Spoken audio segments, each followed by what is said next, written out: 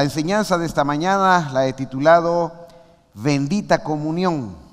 ¿Cuántos creen que esta es una bendita comunión? Al hablar de la comunión, quisiera inicialmente que pudiéramos considerar las raíces y el significado de lo que significa comunión. Y según el diccionario de raíces latinas, habla precisamente de comunión, que significa participar en común. La definición de comunión es la unión de dos o más cosas o personas en común en cuanto a sentimientos, en cuanto a doctrina, en cuanto a espíritu, en cuanto a amistad, el poder participar de las mismas ideas. Eso es comunión. Quiere decir que para que tú participes de esta comunión espiritual, necesitamos estar en la misma sintonía. Necesitamos que nuestros proyectos, que nuestras metas, que nuestros propósitos, que cada uno de los proyectos que cada uno de nosotros tengamos vayan hacia el mismo punto. Que tú anheles en tu espíritu, que tú anheles en medio de tu corazón lo mismo que el pastorado anhela. Que tú anheles lo mismo que el diaconado anhela. Que cada uno del pueblo anhele junto con nosotros lo que Cristo anhela. Eso se llama tener comunión. Eso quiere decir que puede haber mucha gente dentro de un grupo, dentro de una sociedad, y no necesariamente tener comunión. Puede estar agrupada la gente en una iglesia, puede ser que la gente esté aglomerada en un estadio, ellos están ahí compartiendo quizás una parte de su vida. Pero al hablar de la comunión espiritual de la iglesia de Jesucristo, estamos hablando de algo más cerrado, y es precisamente esa familia de Dios. Tú eres parte de una familia espiritual. Tú eres parte de ese edificio que Dios ha iniciado en una construcción perfecta. Dios en su mente y en su corazón siempre ha estimado la grande posibilidad de unir grupos en un mismo sentir. Y si nos remontamos al inicio de la humanidad, nos damos cuenta que Dios decide poner como fundamento de la sociedad en los hombres una familia. Y Dios crea y Dios levanta una familia a base de pensar en Adán y Eva. Surge ese pequeño núcleo que en el sentimiento de Dios, en el pensamiento de Dios, era que estos dos seres pudieran tener un mismo pensamiento, una unidad espiritual, que estos dos seres, proyectándose a sus hijos, pudieran estar en una buena relación con Dios.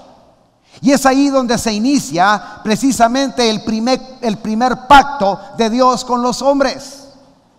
Dios dice que crea al hombre y crea a Adán conforme su imagen, conforme su semejanza, le da su forma de pensar, le da su forma de sentir, le da sus proyecciones, se acerca al hombre, platica con él, se comunica con él, y Dios tiene comunión con Adán. Esa era la idea de Dios, ese era el sentimiento de Dios, tener ideas comunes con Adán, tener proyectos comunes con Adán. Dios define en su corazón y le dice: Adán, trabajemos juntos.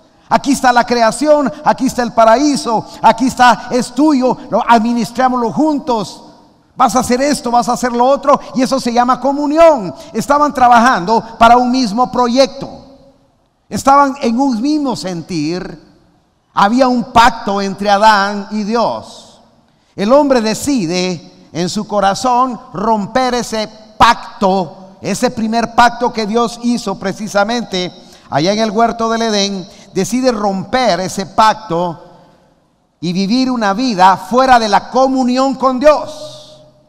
Hubo una ruptura de pensamiento, Hubo una ruptura ideológica, una ruptura material, una ruptura espiritual, y el hombre empezó a vivir su propia vida bajo un concepto existencialista. Únicamente vivir para la materia, únicamente proponerse metas para él mismo, y perdió la comunión con Dios, perdió el mismo sentir, el mismo pensamiento. Adán, al romper esa relación con Dios, pierde la comunión. Dios desde los cielos quería tener comunión con Adán. Quería restablecer precisamente esa unidad en base a ese pequeño núcleo familiar que estaba surgiendo para formar una gran familia. Dios quería que el hombre pudiera henchir la tierra, que pudiera trascender a las generaciones bajo la misma idea de comunión con Dios.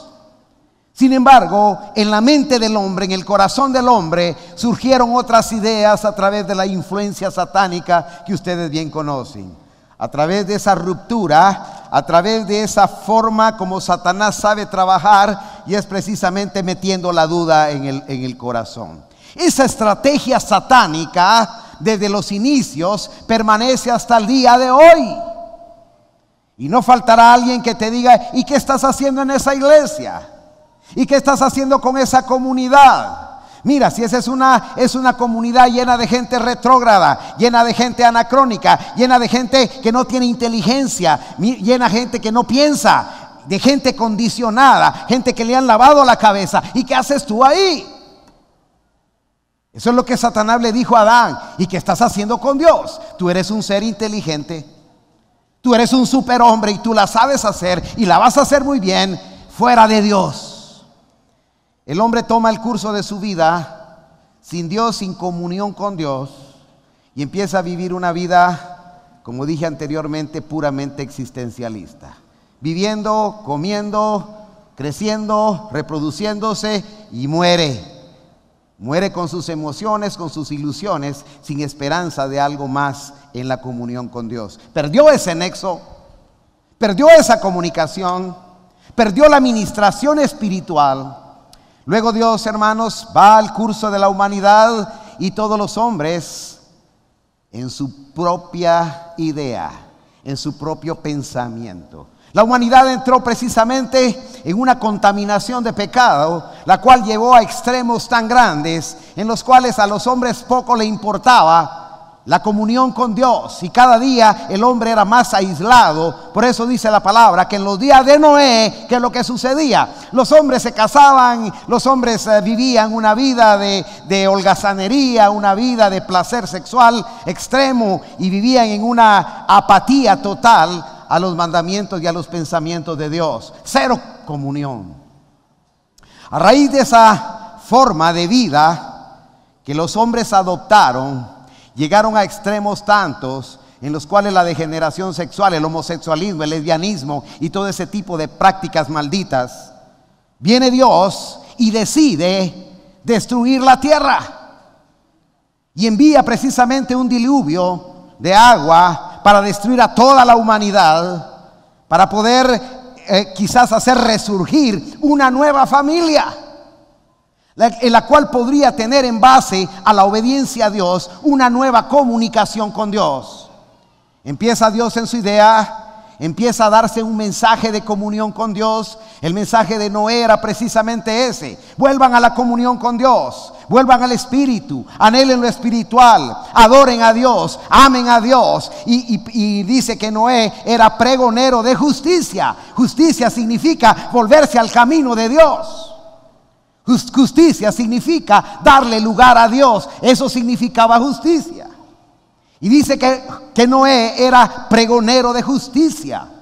Quiere decir, hermanos, que la esperanza de Dios era que como raíz Noé y sus sentimientos, en esa comunión que solo Noé podía haber establecido con Dios, se lograra el surgimiento de una nueva familia, para formar la gran familia que Dios quería, para que ocupara aquel espacio vacío en el cielo, de gentes obedientes en comunión con Dios. El pacto de Dios tenía que resurgir a través de alguien que le creyera a Dios. Inicia el diluvio, Noé sigue predicando hasta que llega el momento en que las aguas empezaron a ascender y Dios cierra la puerta, cierra la oportunidad y únicamente se salva Noé y su familia.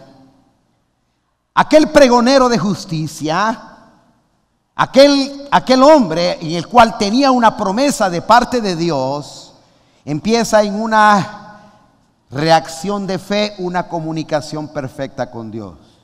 Para poder construir un arca, para poder predicar la palabra de Dios, para poder introducirse dentro de un arca, para poder creer que iba a llover, para poder reunir los animales y llevarlos al arca, se necesitaba fe. Esa fe es la que hizo que Noé actuara de una manera con el sentimiento de poder tener unidad con Dios, esa comunión con Dios, esa perfecta relación con Él. La palabra se cumplió, los días llegaron, las aguas subieron, la humanidad fue destruida y Dios decide levantar un nuevo pacto con Noé. Segundo pacto, el primero con Adán.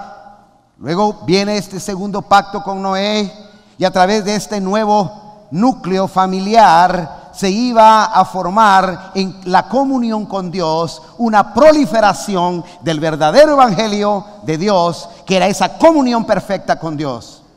La idea de Dios es mantener una relación íntima con Dios. Dios hizo al hombre para Él. Dios te hizo a ti para Él. Para gloria de su nombre, para gloria de alabanza por todas las edades. Esa era su idea, ese era su sentimiento. Cuando Noé cumple, Dios hace un pacto. Y ustedes recuerdan el pacto que Dios hizo precisamente con Noé. Dice que a través de esas aguas que estaban evaporándose en la tierra, nunca había llovido, y a través del prisma que se creó de esa masa de vapor de agua, se produce el sello de Dios, marcando el nuevo pacto a través del arco iris. Y le dice Dios precisamente a Noé: Noé, nunca más voy a volver a hacer un juicio semejante de esto, y vamos a hacer un nuevo pacto. Y a través de Noé se inicia una nueva etapa dentro de lo que era un nuevo pacto con Dios. Ustedes conocen cómo fue proliferando esta generación nueva después de Noé, en los cuales llega a surgir precisamente Abraham. Era una nueva etapa en la cual Dios iba a escoger un pueblo. Dios se iba a escoger para él un pueblo, quizás ya no toda la humanidad. Al inicio con Adán y Eva, quizás toda la humanidad se hubiera concentrado a esa comunión con Dios. Sin embargo, después de Noé, hubo quienes creyeron a Dios, quienes no creyeron a Dios, y la tierra se diseminó nuevamente. Pero Dios decide, de todo ese universo de gente, buscarse un pueblo en el cual pudiera tener comunión. Y es precisamente cuando Dios en el camino se encuentra precisamente con Abraham, y encuentra en Abraham un nuevo prospecto para poder presentar un nuevo pacto en el cual él se iba a hacer un pueblo para él. La idea no eran entonces ya todas las naciones, la idea ya no era toda aquella familia, sino que Dios iba a escogerse una familia. Y precisamente Abraham iba a ser el padre, materialmente hablando, de toda aquella familia, fundamentado en un principio, el principio más maravilloso que Dios haya podido poner en el corazón del hombre, que era a través de la fe. Y puso precisamente en el corazón de Abraham ese principio maravilloso de la fe, y Abraham se constituyó el padre de la fe. Es ahí donde Dios hace un nuevo pacto con Abraham, y estamos hablando ya del tercer pacto que Dios hace con Abraham para poder formar una nueva nación, un nuevo sentimiento, una familia, la cual iba a tener comunión con Dios. Y Dios viene y sella el pacto con Abraham a través de lo que era la circuncisión, a través de esa forma en la cual quedaba marcada cada una de las personas que iba a pensar igual que Abraham. toda la gente que que se permitía la circuncisión, toda la gente que estaba dentro de esa cultura, estaban definidos en su corazón tener todo en común: sus ideas, sus pensamientos, sus corazones, sus proyectos. Y es así, hermanos, como surge el pueblo de Israel. Israel como el pueblo escogido de Dios, en donde Dios de alguna manera muestra su misericordia a través del principio de la fe e instaura dentro de lo que es el movimiento judío, instaura precisamente sus leyes.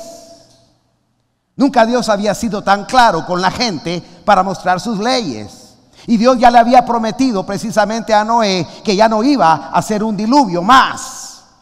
Dios entonces, a través de la ley mosaica, a través de la ley que iba a establecerse después de Abraham, inicia entonces una etapa en la fe para formarse un pueblo.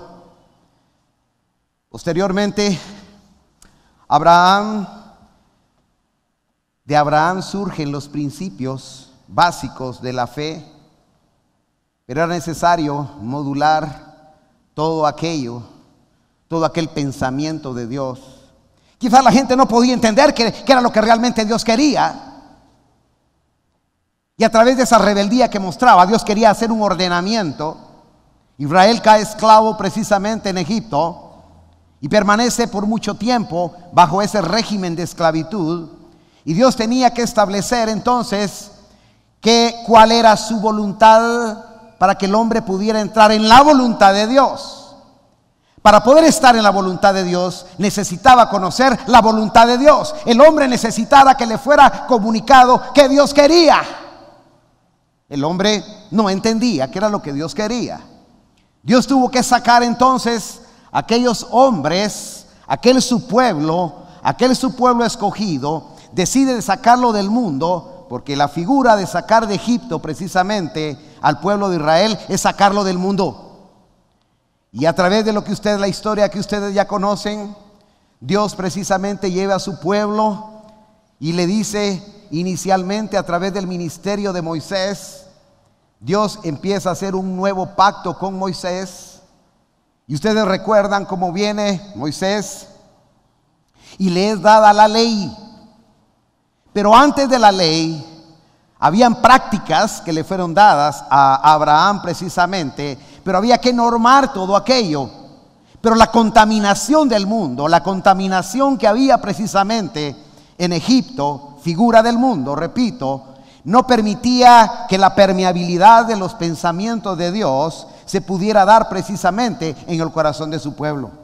Y es ahí que Dios envía un mensaje precisamente a Moisés y le dice: Moisés, tienes que sacar a mi pueblo de ahí.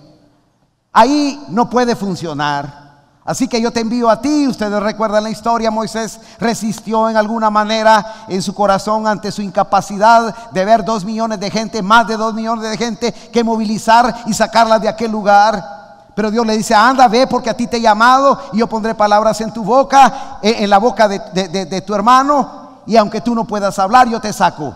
Y le vas a decir a Faraón: deja salir a mi pueblo para que me sirva en el desierto. Era necesario que el pueblo de Israel saliera precisamente del mundo, saliera de toda esa idolatría de Egipto, de ese reino de pecado y de maldad. Era necesario que el pueblo de Dios se trasladara a un conjunto en el cual Dios iba a mostrar qué quería. El pueblo de Dios, ustedes conocen la historia. Después de muchas plagas, después de muchas señales, después de muchos milagros, el pueblo de Israel es sacado de Egipto para adorar a Dios al desierto. Y es precisamente en el desierto en donde Dios viene y dicta: miren, vamos a hacer un nuevo pacto.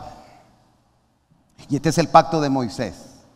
Este es el pacto de la ley. Yo quiero que ustedes hagan esto y lo otro, y esto y lo otro. Y creo como base y fundamento los 10 mandamientos. Y luego de estos 10 mandamientos habían leyes que estaban continuamente legislando el pueblo de Israel. Esa era la voluntad de Dios. El pueblo de Dios empezó a recibir entonces, a través de la ley mosaica, el fundamento de los sentimientos, de los pensamientos de Dios para poder tener comunión con ellos. Quiere decir que para poder tener comunión con Dios, que era lo que se había perdido, era necesario entonces que el pueblo conociera la voluntad de Dios. A través de Moisés y a través de la palabra, a través de los mandamientos, Dios dice: esta es mi voluntad, y los hombres que cumplan este pensamiento vivirán, y los hombres que no la cumplen no son de aquí simplemente. La ley era radical, pero era solo para el pueblo de Israel, solo para el pueblo judío. Nadie tenía acceso, y el pacto nuevo entonces que había era un pacto en la ley. Ese pacto en la ley hacía que los hombres obligadamente obedecieran a Dios, pero no de corazón, sino bajo una imposición, bajo el miedo quizás de un castigo, bajo el miedo de que alguien les dijera algo, ante el miedo de que se abrieran las fauces de la tierra y los destruyera. Era un ministerio que ciertamente mostraba la voluntad de Dios, pero que obligaba al hombre a que pudiera estar. Eso es el proceso que Dios traía a través de todos aquellos pactos que Dios había permitido en medio de su pueblo. El pensamiento de Dios seguía habilitado, y Él quería formar del mundo una familia para Él. Y era necesario entonces empezar por ese pueblo, que era como un plan piloto de parte de Dios para poder mostrar su voluntad. Posterior a eso, nos encontramos con el nacimiento de un hombre muy especial después de ese pacto de Moisés, que es precisamente David. Y dice la palabra de Dios que David era un hombre conforme, ¿qué dice? Al corazón de Jehová. Oigan, estamos hablando al corazón de Jehová. Eso quiere decir que en David ya había una interacción entre lo que era la voluntad de Dios y el sentimiento para Dios. En David hay una interrelación muy preciosa, porque David empieza a hablar ya de lo que es la misericordia. Empieza precisamente a formarse en el corazón de David a través de sus profecías, a través de su reinado, a través de todo lo que vivió precisamente David. Empieza a surgir en el corazón de David lo que significa la misericordia. Y vivió por misericordia. E hizo todo lo que hizo por misericordia y por amor a Dios. Este hombre estaba ya entrando en un sentimiento en el cual podía unir la ley mosaica con la ley espiritual. No sé si me doy a entender. Empezaba ya a haber un razonamiento, ya no a la pura ley, al extremo, que en su momento David, con ese espíritu y con esa certeza, aún transgredió algunas situaciones de la ley, y Dios lo consideró. Esto habla precisamente de ese hombre conforme al corazón de David, de Dios. Y este David precisamente inicia esa etapa para poder salir de ahí una nueva generación, de la cual nace ese pacto perfecto que es precisamente Jesucristo. Es a través de la línea de David en lo cual empiezan a surgir esos sentimientos de amor, de misericordia, con ley y con forma y figura, y empieza a darse la figura de Cristo. En David empieza a vislumbrar la figura de Jesucristo. Pero como David era hombre y según la profecía no podía nacer precisamente de hombre, sino que tenía que ser concebido por el Espíritu Santo, entonces viene la formación precisamente del plan de Dios más perfecto. El plan de Dios más perfecto, y era que Dios mismo descendiera del cielo, y a través de esa instauración de una nueva forma, Dios engendra en María precisamente la nueva promesa para el nuevo pacto, que es en Cristo Jesús.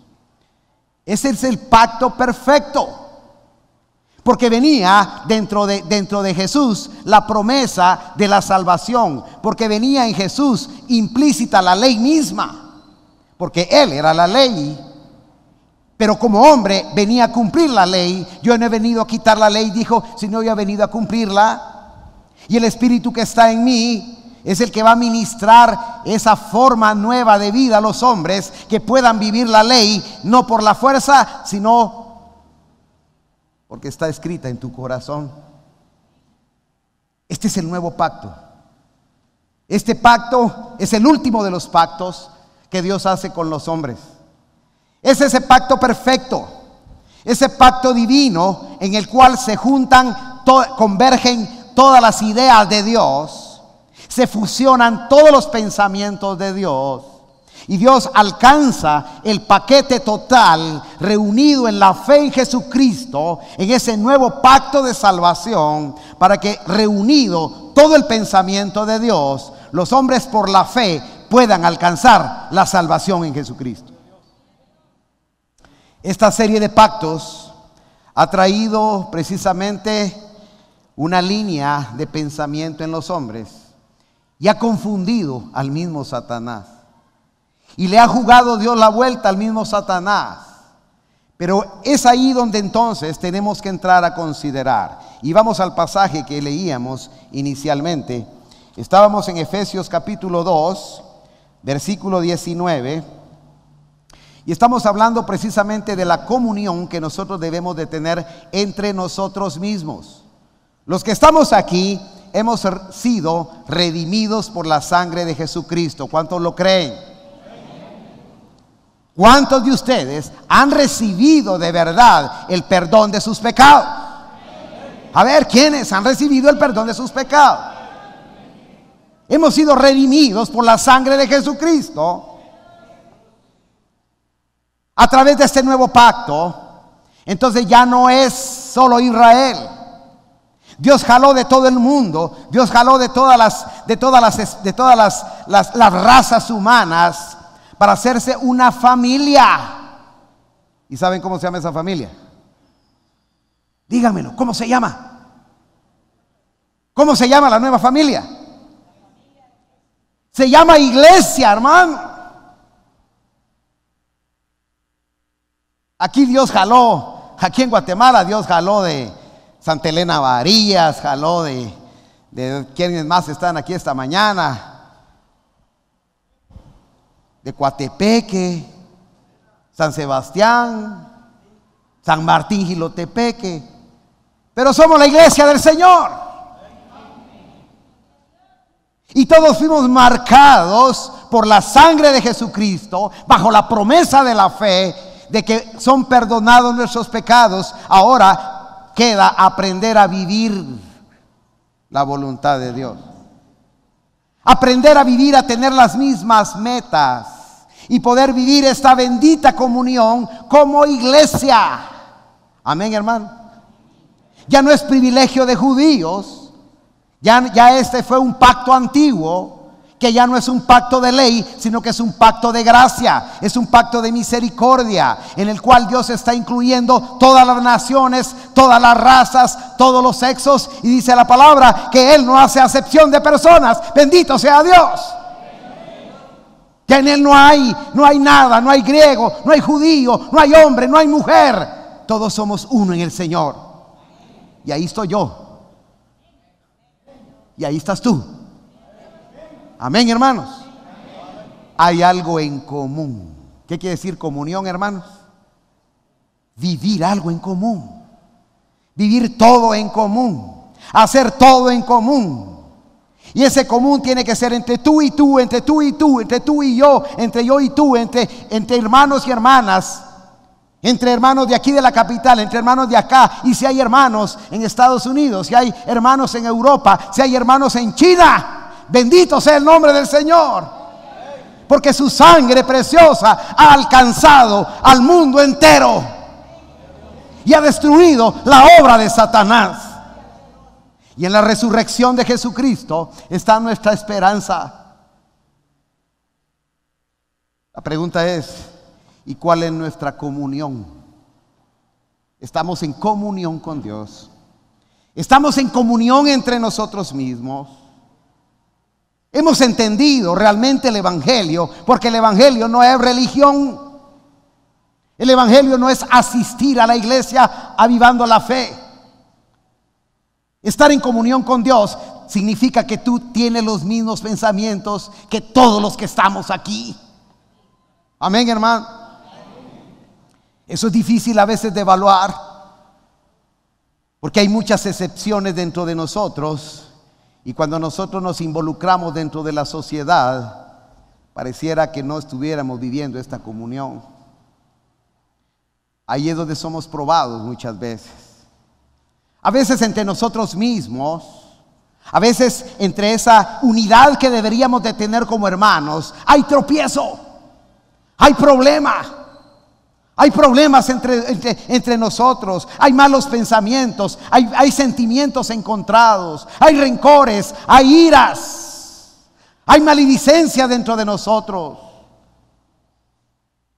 Hay falta de fe, hay falta de amor. La pregunta es, ¿estamos en comunión con Dios? Si tú estás en comunión con Dios, todo eso tiene que ser anulado por el poder del Espíritu de Dios. Y dice la palabra entonces, estoy leyendo Efesios capítulo 2 versículo 19. Así que ya no sois extranjeros. Así que los de San Martín, Jilotepeque, son de la central. Amén. Y todos los que están fuera son de acá con nosotros. Ya no hay extranjeros ni advenedizos, sino dice, ¿qué quiere decir? Conciudadano de los santos. ¿Qué quiere decir eso, hermano? ¿Ah? ¿Qué es conciudadano? Tenemos una ciudad en común. Amén. Y esto se llama iglesia. ¿Me explico, hermano? Formamos una ciudad, somos una ciudad. Somos un grupo de personas que estamos regidos bajo las mismas leyes y principios. Tenemos las mismas metas. Ahora, hermano, pero eso sí está imposible. Lo que es imposible para el hombre es posible para Dios. Y dice, conciudadanos de los santos, ¿y qué dice? Y miembros, ¿de qué dice? Subraya ahí en tu Biblia la palabra familia de Dios. ¿Me explico, hermano? Somos una nueva familia. Lo único es que esta familia tiene hijos de allá de San Martín, de San Rafael, de Cobán, de allá de New Jersey, de allá de Houston, Texas, de allá de Oklahoma, de allá de New York. Amén, hermano. Aunque los de allá son de Guatemala también, pero por los que haya, que ya estén como nacionalidad de otra, ya no hay división. Hemos venido a una nueva ciudad, hemos venido a una nueva forma en la cual Dios ha hecho una nueva familia, y volvemos al plan original de Dios. Dios a través de Adán y Eva, ¿qué quería? Una familia. Porque ahí nació todo, ¿no? Y que esa familia tuviera comunión con Él. Pero hubo que darle 1000 vueltas al asunto. Hubo que arreglar el plan, y no arreglarlo, sino concebirlo en el corazón en el corazón y en la mente de Dios. Y era precisamente llegar a lo que estamos hoy. La última etapa de la idea de Dios es la iglesia. Y esta es una de las señales del fin también. La formación de la iglesia. Ustedes saben que antes de Jesucristo la iglesia no existía. En esta forma no existía. Y si habían grupos en cuanto a algunas sectas y algunos movimientos religiosos en Israel, pero no como la iglesia que está hablando acá, en donde ya hay reunión de gente de afuera, de extranjeros que no son extranjeros, sino que ahora forman parte de una nueva ciudadanía. Y dice, dice, versículo 19 estamos, y miembros de la familia de Dios, edificados sobre el fundamento ¿de quién? De los apóstoles y los profetas. Esto es la iglesia, Hermano, amén.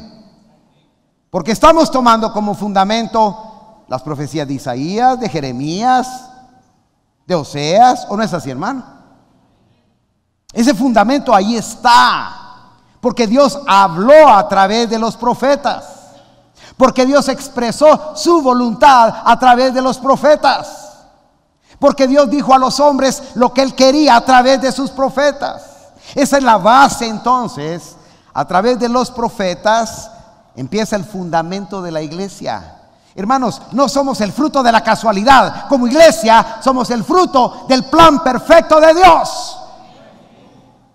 Dios forma una base, una plataforma, forma una creación inicial, luego muestra su voluntad a través de los profetas. Y miren cómo dice aquí precisamente la palabra: edificados sobre el fundamento de los apóstoles.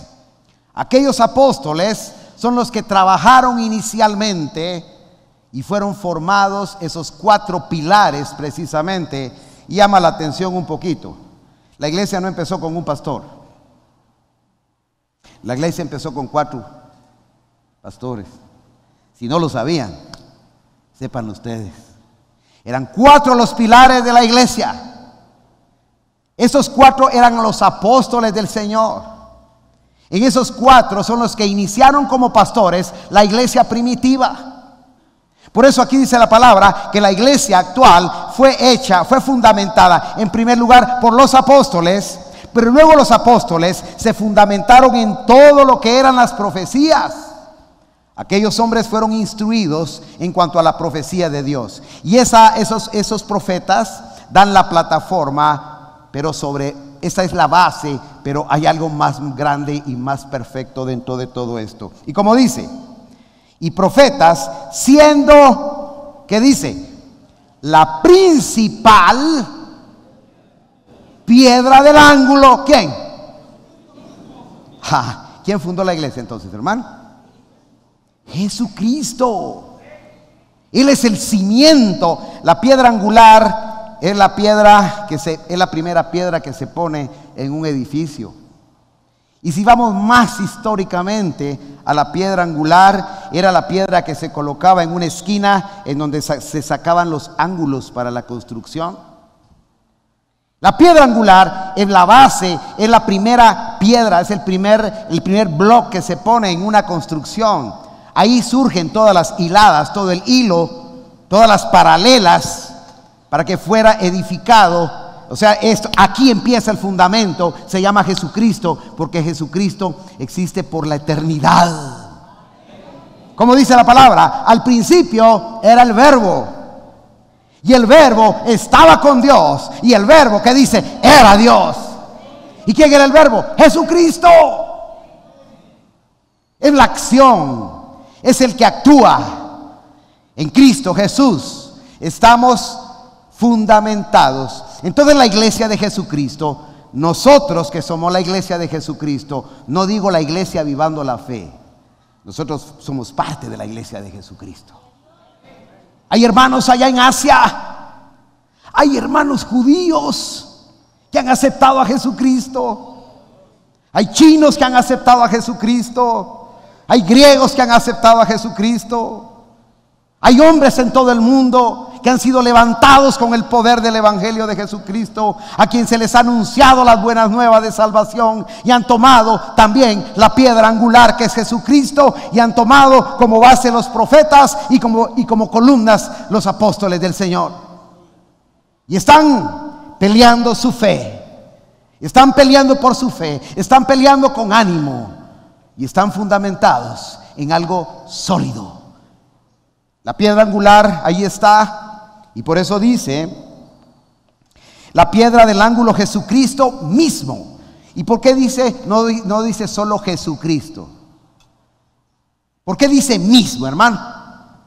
¿Por qué dice mismo? En persona quiere decir eso. En carne, hueso, alma, espíritu, en toda su humanidad, porque en él, dice, estaba toda la plenitud de la deidad de Dios. ¿Saben qué significa eso, hermanos? Que en Dios estaba, en Jesucristo estaba todas las cosas eternas, todas las cosas de Dios. Pues Jesucristo mismo es el que da el fundamento, la piedra angular para iniciar toda esta estrategia divina para tu salvación, para la formación de la iglesia.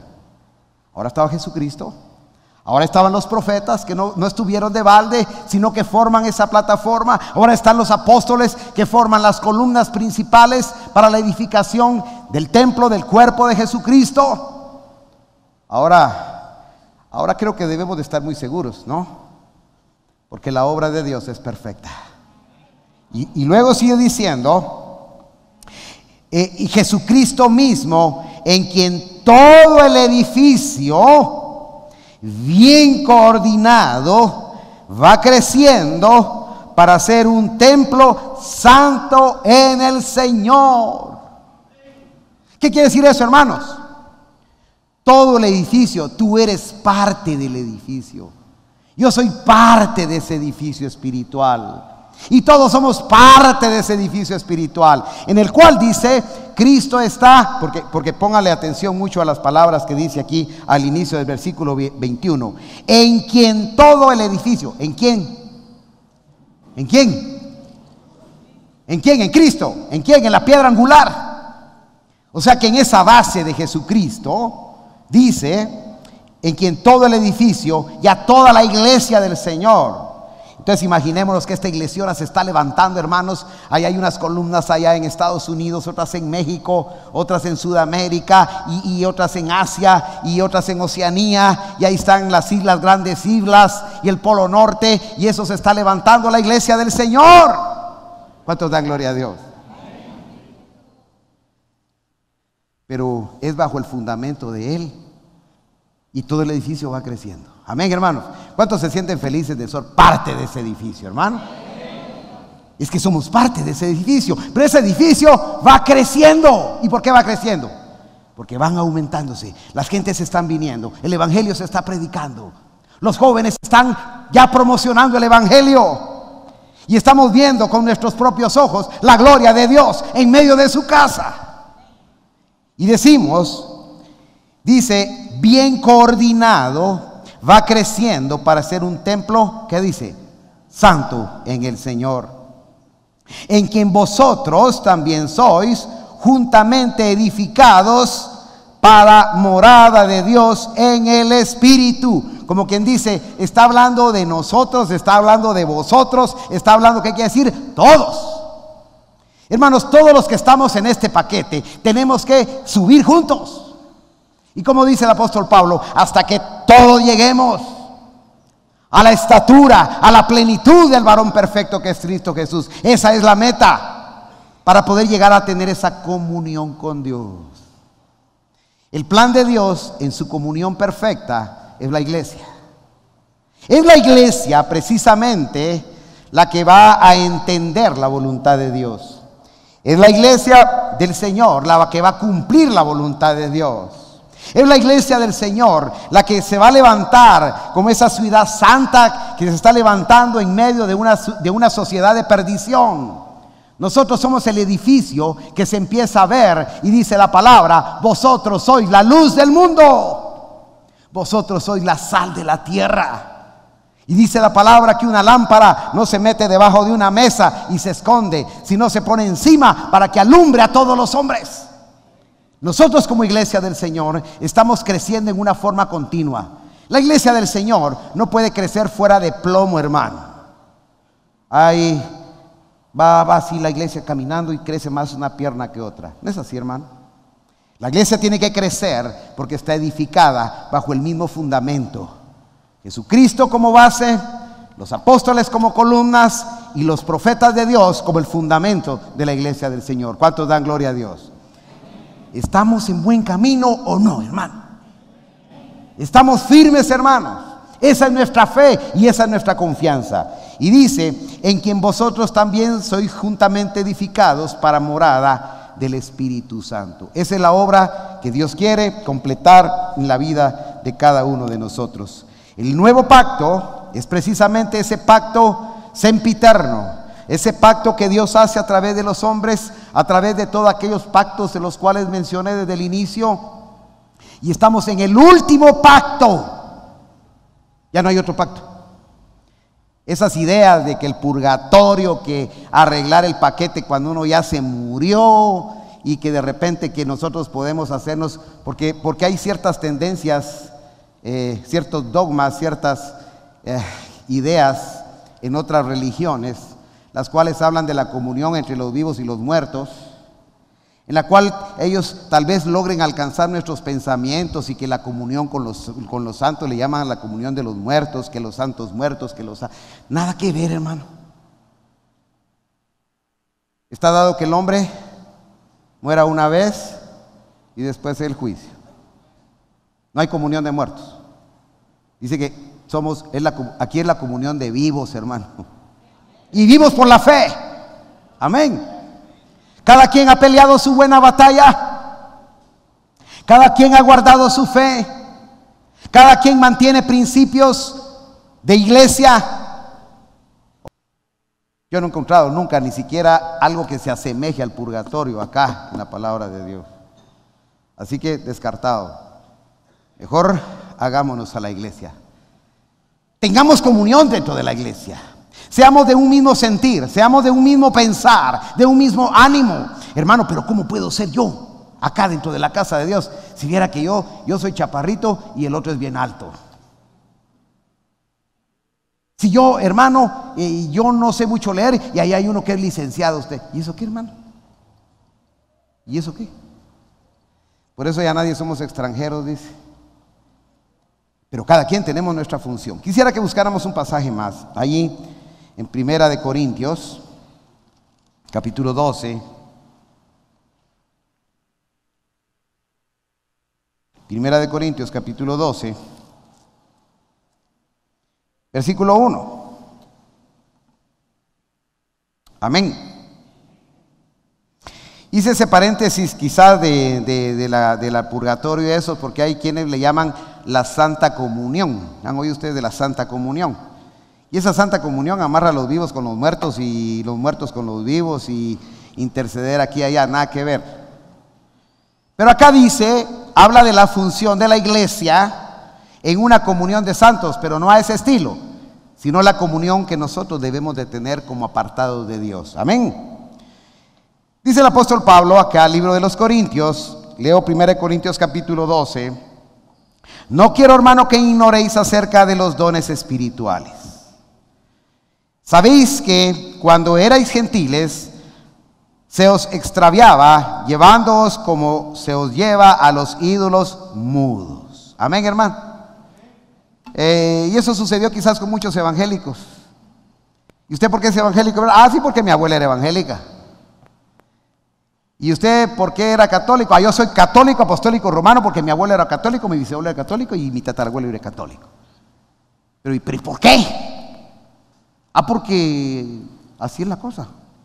¿Pero por qué? Es que es mi costumbre, pero eso es ser llevado como ídolo, dice. Mudo, no tiene entendimiento. La iglesia del Señor tiene entendimiento. Y el que tenga oídos para oír, que oiga. Amén.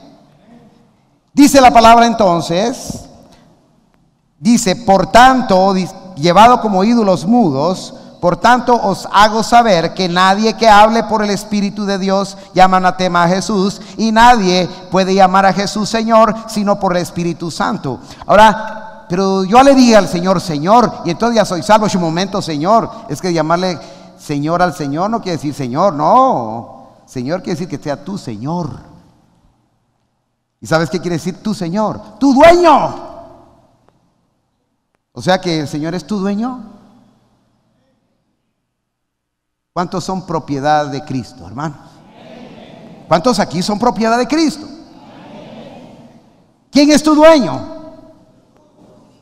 Entonces no es solo decir Señor, ¿va? Sí, Señor dice cualquiera, hermano. Tú eres mi Señor, quiere decir tú eres mi dueño. Y al decir tú eres mi dueño, le estoy diciendo a Dios, haz conmigo lo que tú quieras. Ahí la cosa está un poquito más difícil. Es que uno tiene cabecita para pensar también, hermano. No, hermano, eso es precisamente tener el Espíritu de Cristo. Poder aceptar la voluntad de Dios dentro de nuestra vida. Y sigue diciendo entonces, Ahora bien, hay diversidad de dones, pero el Espíritu es el mismo. Y ahí vamos al punto, hermano. ¿Por qué el alto nos sirve dentro de la edificación, hermano? Para alcanzar las cosas altas, hermano. A veces le digo yo a mi hijo, mira, hazme un favor, le digo yo, no es alto, pero tiene unos brazotes de este largo, hermano. Y a veces yo no alcanzo, hermano, y me empinándome ahí, y solo hace aquel puco así con sus brazotes, y aquí está papá, me dice, ahí está. O sea, y mis brazos cutíos, pues, sirven para otra cosa, hermanos. Quiere decir, hermanos, que así como en el cuerpo existen diversidad de gentes, hay hermanos que yo no sé cómo le hacen, hermano. Están arreglando una llanta de un carro, hermano, y se acuclían así, mire, hermano, y están horas ahí, hermano, arreglándolo. Y yo, hermano, Dios mío. Yo se hacen una pelotita así, hermano, y no sé cómo le hacen, hermano. Trabaja conmigo un muchacho, hermano, que se hace un bodoquito así, mire, hermano, y se mete entre los tubos del aire acondicionado, de cualquier cosa, hermano. Y yo digo, y ahí estás todavía, le digo yo. Hermanos, no todos somos iguales porque no vamos a servir para lo mismo. No sé si me explico. Espiritualmente igual, pero somos parte del edificio. Amén, hermano. Somos parte del edificio y por eso dice, ahora bien, hay diversidad de dones, pero el Espíritu es el mismo. Amén, hermano. Entonces, ¿cuál es el problema? Si yo le voy a funcionar a Dios de una manera, si tú le vas a funcionar a Dios de otra manera, si tú le vas a funcionar de otra manera, ¿cuál es el problema? El problema es que no hemos entendido que el edificio va creciendo junto. No sé si me explico. Y que la meta es hacer la voluntad de Dios. Y que la meta es que hagamos todo en común. Y que la meta es que todos pensemos, esta es la obra del Señor. Y si yo tengo que servir aquí, aquí voy a servir. Y si yo voy a servir allá, aquí voy a servir. Hay quienes en la iglesia son diáconos y no presiden. ¿Serán que son de menos calidad? No, hombre, simplemente no es ese su don. Pero son excelentes, fieles a Dios. No sé si me explico. O sea, no todas las personas son hechas bajo la misma línea, sino porque van a servir en la diversidad de dones que Dios quiere dar. Y en la diversidad de ministerios, pero ¿qué dice? El Señor es el mismo. Amén. Y hay diversidad de operaciones, pero el Señor es el mismo. Amén, hermano. Pero Dios, que hace todas las cosas en todos, ¿qué dice? Es el mismo, hermano. Pero a cada uno les es dada la manifestación del Espíritu para provecho. Amén, hermanos. Porque a este es dada por el Espíritu palabra de sabiduría, a otro palabra de ciencia, según el mismo Espíritu. ¿Ya nos dimos cuenta, hermano? Es Dios el que está proveyendo a su pueblo. Hay unos hermanos aquí, hermanos, que son buenísimos para soldar, hermanos, y agarran un soldado y hermano, buenísimos para soldar. Otros hermanos que tienen un arte, hermano. Aquí, hermano, viene a la iglesia un hermano, que uno mira su arte en madera, hermano, mis respetos, hermano. Dice uno, ¡ay! Igual es espiritualmente. Dentro del cuerpo del Señor, no todos podemos hacer las mismas cosas, pero lo importante es que Dios es el que está dando esos dones. Dios es el que está dentro de esta familia espiritual, dentro de este edificio espiritual, está haciendo crecer el edificio juntamente. La iglesia entonces está fundamentada precisamente en lo que ya hablamos, en Jesucristo, sus apóstoles y los profetas, pero ahora viene la sobreedificación y cada uno de nosotros somos ladrillos, somos block, unos quizás somos cables que lleva la luz, otros quizás somos interruptores, otros quizás somos otras cosas, pero estamos en el mismo edificio. ¿Qué le parece, hermano? No, lo que pasa es que yo quería ser interruptor, hermano. Pero es de este tamaño y no cabe en la cajita. ¿Qué vamos a hacer? Yo quería hacer cable, hermano. Sí, pero entre el tubo no cabe, hermano. Perdóname. ¿Qué podemos hacer? Yo voy a hacer dieta, hermano. Se va a morir. ¿Me explico, hermano? Espiritualmente es exactamente lo mismo. Por eso dice la palabra: Porque a este dice, pero a cada uno le es dada la manifestación del Espíritu para provecho. Porque a este le es dado por el Espíritu palabra de sabiduría, a otro palabra de ciencia, según el mismo Espíritu, a otro de fe por el mismo Espíritu, y a otro dones de sanidades por el mismo Espíritu, a otro el de hacer milagros, y otro profecía, y otro discernimiento de espíritus, y otros diversos géneros de lenguas, y otros interpretación de lenguas. Pero todas estas cosas las hace a uno, y es el mismo Espíritu repartido a cada uno en particular como Él quiere. Amén, hermano. Así que hasta los chismosos sirven de vez en cuando. Pero eso no quiere decir que sea chismoso. ¿Me explico, hermano? Esos hermanos que ponen el dedo ahí, hermano, que ese hermano le pone el dedo a uno, sirve también, hombre. Tal vez te haga reflexionar. No sé si me va a entender. Es que ese hermano, mi hermano, la pura ley. Quizás aprendes algo de la palabra de Dios a través de ese hombre lleno de ley. Con esto no quiere decir que seamos chismosos, no quiere decir que seamos llenos de ley, con eso no quiere decir que seamos señaladedo, absolutamente no, esa no es la idea. Pero muchos funcionan dentro de este edificio, así como funcionan los gatos contra los ratones, ¿no es así, hermano? Y todo funciona en el equilibrio perfecto, en la ecología de Dios. ¿Qué haríamos sin gatos? Pues hay muchos ratones. ¿Y qué haríamos, hermanos, sin culebras? Pues habrían muchos ratones en la selva. ¿Y qué habría, hermanos, si en la selva empiezan a crecer los conejos y no hay tigres? Se llena de conejos. ¿Me explico, hermano? Y si mira, hermanos, si los tigres se reprodujeran tanto como los conejos, se comen todos los conejos y ya no habrían conejos. En el equilibrio ecológico que Dios ha hecho en este universo, también lo ha hecho en la iglesia. Unos van a servir para esto, otros van a servir para lo otro. Lo que tú debes ser es feliz con lo que Dios te da. ¿Cuántos son felices con lo que Dios les ha dado, hermano? Pero no hay un amén así, amén. Somos felices con lo que Dios nos ha dado. Entonces, ¿por qué entramos a veces en un par de dos que tres ahí? No, es que el hermano no sé qué. Porque no sé por qué lo pusieron a él. Yo creo que yo era mejor que él. Yo no sé por qué. Hermano, deje el hombre. Es Dios el que pone las cosas. Es Dios el que edifica su edificio. Es Dios el que está levantando esta santa iglesia, la iglesia del Señor, con un propósito de formar esta gran familia que lo que va a tener es cosas en común con Dios. Amén, hermano. Nosotros aquí vamos a enseñar entonces las costumbres de Dios, los pensamientos de Dios.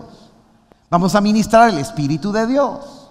Y Jesucristo mismo, como sacerdote principal, está ejerciendo toda una influencia en la vida de cada uno de nosotros a través de la obra del Espíritu Santo, para que nosotros podamos ser felices, aptos, dar buenos testimonios allá afuera y glorificar el nombre de Dios con nuestras vidas. Acá dice entonces, pero de todas estas cosas, dice, las hace uno y el mismo Espíritu, repartiendo a cada uno en particular. Ahí adelante en el versículo 28 dice, porque este estudio puede tardar horas, hermanos, y está llenísima la palabra de todo esto. Pero dice el versículo 28, y a unos puso Dios en la iglesia, primeramente apóstoles, luego profetas, los terceros maestros, luego los que hacen milagros, después los que sanan y los que ayunan, los que administran, los que tienen don de lenguas. Dice, y Pablo les dice allá precisamente a la iglesia, miren qué pregunta más directa. ¿Cómo les dice? Léanlo ahí recio. ¿Cómo dice? La pregunta nada más primera. ¿Son todos apóstoles? ¿Son todos profetas? ¿Todos maestros? ¿Hacen todos milagros? Yo les pregunto esta tarde, ¿son todos ustedes apóstoles, hermano?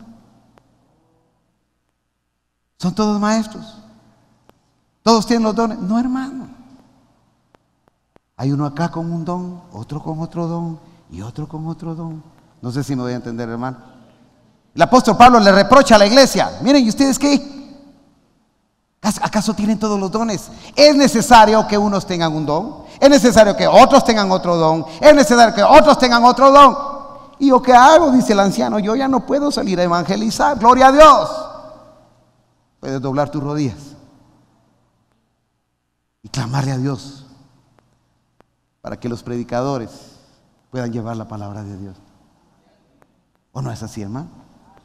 Esas ancianas que quizás andan con un andador, esas santas de Dios, son base importante para la iglesia del Señor. Amén, hermano. Quizás tienes un impedimento físico. Dice, yo con mi impedimento no puedo hacer nada para la obra de Dios. Tú puedes ser testimonio vivo de la obra de Dios. Recuerdo de un muchacho de una iglesia hija, que anda compartiendo la palabra de Dios con muletas, y se acerca un hombre y le dice, usted, le dice, ¿y cómo es que habla de Dios? Le dice, y de los milagros de Dios, y mire cómo anda, le dice. Y ando feliz, le dijo.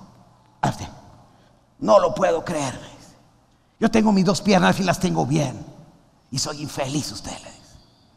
Yo soy el hombre más feliz del mundo. ¿Verdad que se puede servir con muletas, hermano? No importa que sea choquito, no importa que sea medio sordo, hermanos. Dios puede hablar a través de las piedras. Así dice la palabra. Y si vosotros no hablareis, las piedras hablarán por vosotros. La pregunta es, ¿y cuál es el problema, hermano? El problema es que tenemos metido el espíritu precisamente del mundo. Y hay una competencia entre nosotros. Y eso es lo que no nos hace crecer con la iglesia. Dios quiere que tengamos la misma mente. Procurad pues, dice, versículo 31, los dones mejores, mas yo muestro un camino aún más excelente.